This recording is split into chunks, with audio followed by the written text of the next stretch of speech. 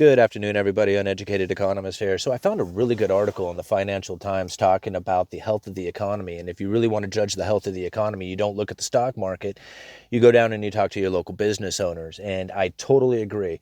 The one of the reasons why I think this channel does so well is because I'm down here on the street level. I do know a lot of business owners in Astoria. I talk a lot of economics with them. So I have a real good understanding of what it is that's going to take place when you have a partial opening and how that's going to affect a lot of businesses, mainly restaurants. I know a few restaurant owners.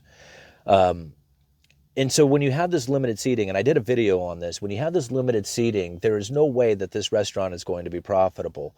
And it can only be you might be able to break even if you have a limited amount of seating if you're lucky.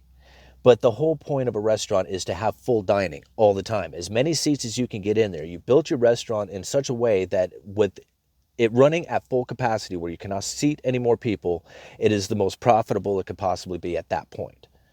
Now, if you start limiting the amount of seating you have there, then it's going to drop the revenue dramatically. And if you drop the revenue, then you're going to have a hard time keeping the business in the same profit margins, in the same, profiting in giving people raises and, letting them, giving them like maybe benefits or stuff. All that stuff goes out the window. It's gone. You don't have any of that. You're just basically doing it to survive. It's just, that's it. And so if you go down and you talk to the local business owners, you're going to find that things are going to be very difficult. And with the partial opening, a lot of places are starting to require masks. So I got to thinking about this for a little bit because I had a few conversations with people on masks. And now the mask is no big deal. Right? I mean, some people might have issues with the mask. I know when I first started wearing the mask at work, as we're required to now, is like at first it felt very constrictive. And I guess like anything, you kind of get used to it. Now, I cannot stand it. Like I am constantly pulling the mask away so I can get a breath of fresh air, which makes kind of wearing the mask almost pointless.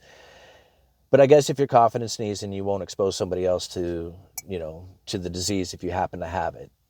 I don't know. I'm still like up in the air on the mask. Now I do wear them at work, and after July 1st, you're going to have to wear them in any business in Clatsop County here if you go inside. So it's pretty much going to be mandatory face mask inside a building if it's a place of business starting July 1st. And I am not looking forward to some of the customers coming in being grumps about not putting on the mask or however. I imagine most people are probably just going to be accepting of it and just do it. But yeah, I can see already a problem with that, with a lot of people being required to wear a mask inside a building. And now I'm sure a lot of places have done it. I've seen some of the footage of people getting angry about it, but I haven't experienced any mask issues yet. But like I said, it's mandatory come July 1st.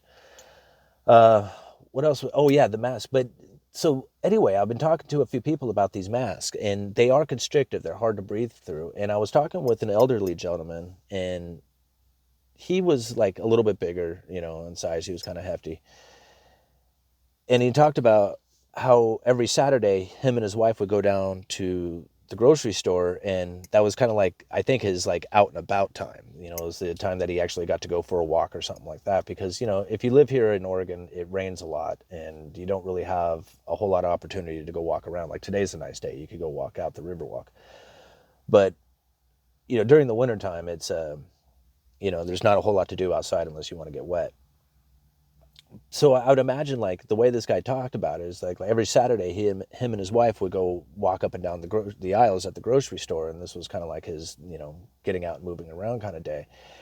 And he wore a mask last time he went on Saturday, and he said by the time they were done grocery shopping, he felt like he was going to pass out. And he basically says, I don't think I can go grocery shopping with my wife anymore. And I thought, not only are you not going to go grocery shopping, you're not going to do anything else. So you don't want to go into that store because the mask is constrictive. So you're going to start thinking about not going to the store instead of casually just going in and buying something. So now you're going to only go if it's an absolute purpose to it. And that's going to lead to a churn in business as well, a downturn in business.